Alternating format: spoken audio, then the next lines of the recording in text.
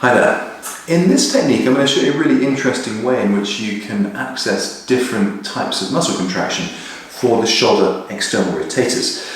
Now if you are rehabilitating a shoulder or you want to bulletproof your shoulders and strengthen and condition your shoulders, then having the external rotators, having a high capacity, having good strength, having good resilience is critical. I mean, this is a pretty well established element of shoulder rehab, but there are these slightly different techniques which come in really handy for making sure that you're not missing any tricks. Now this technique will be able to give you insight into the three broad ranges of muscle contractions we have. If I just use my elbow flexors as an example here, when I lift my forearm up against gravity and flex my elbow, these muscles are said to be working concentrically. They are shortening and pulling on the forearm to lift up my hand. Now if I hold my hand in that position, gravity wants to pull it down. So my muscles are still contracting, but they're doing so statically. They're not changing their length, and that's said to be an isometric contraction. When I lower my hand down with control, it's still these muscles which are doing the winching down, the lowering down of the hand, and they're contracting while lengthening, which is known as an eccentric contraction.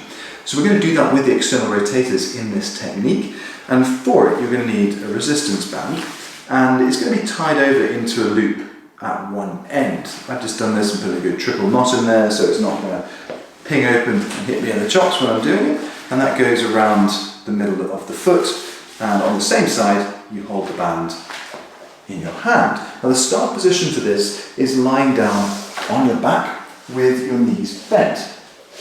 And before we get going, you want to make sure that you have a surface on which you can slide the banded leg quite comfortably. That's an important aspect for what's coming up.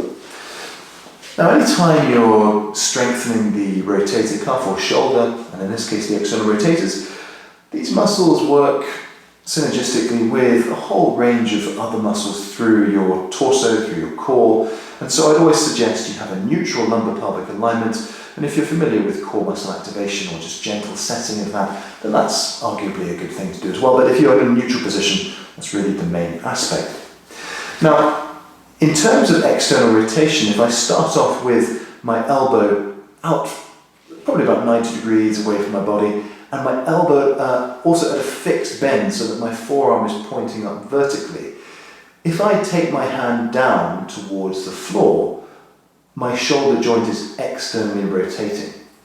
However, in this position, it's actually my internal rotators which are doing the lowering because I'm just fighting gravity.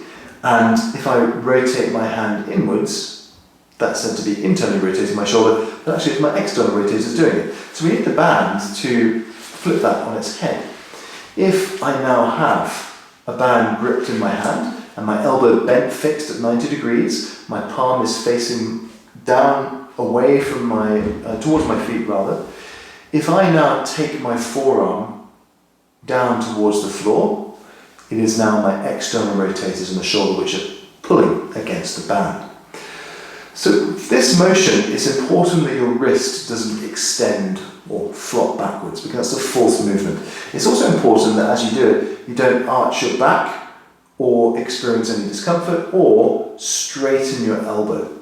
A lot of people will try this and open the elbow joint to give a full sense of effort. The tension will increase, but in the wrong way. So it's really important you keep this elbow bent at 90 degrees as you do the external rotation motion.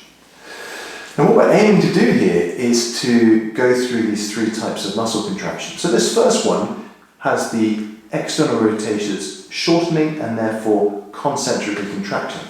When I hold the hand still in this position, they're now working isometrically. They are stopping the hand pinging back, and they're doing so by eliciting that static contraction. Now what I'm going to do now is to increase the load going through those muscles, and I'm going to do that by sliding my foot down the floor away from me and increasing the tension. I can feel that ratcheting up in the back of my shoulder, and now I'm going to control the hand coming back with an eccentric muscle contraction. Once I'm back with my hand over my elbow, I slide my foot back, and I'm back to the start position. Now you may ask, why would I want to do it this way around? Well, the point is that if I go out and get all that tension to start with, I may not have enough capacity in my external rotators to get me over that finish line.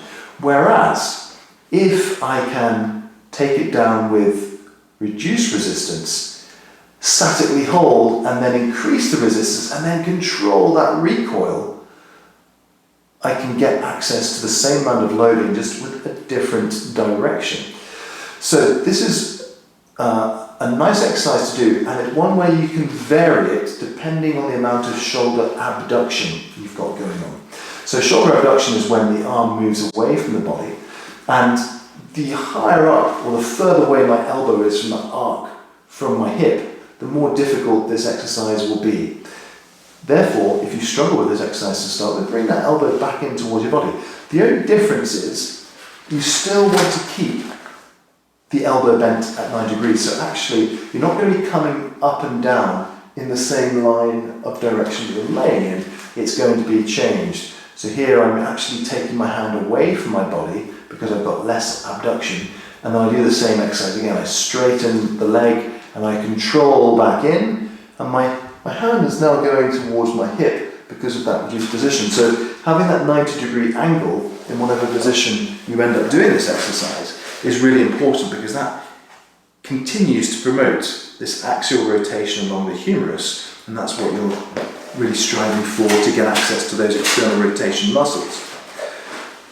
Now, because the humerus is not really geared to take huge amounts of rotational torque or rotational force through it, it is very important that you're not doing tremendously huge forces here.